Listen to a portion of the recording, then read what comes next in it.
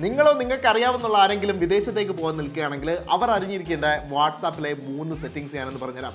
ഒന്നാമത്തെന്ന് പറയുന്നത് നിങ്ങളുടെ number പുതിയതിലേക്ക് change ചെയ്യുകയാണെങ്കിൽ നിങ്ങളുടെ വാട്സാപ്പ് സെറ്റിംഗ്സിലേക്ക് പോകുക. അതിനകത്ത് അക്കൗണ്ട് സെക്ഷനകത്ത് നിങ്ങളുടെ നമ്പർ ചേഞ്ച് ചെയ്യാൻ വേണ്ടിയിട്ടുള്ള ഓപ്ഷൻ ഉണ്ട്.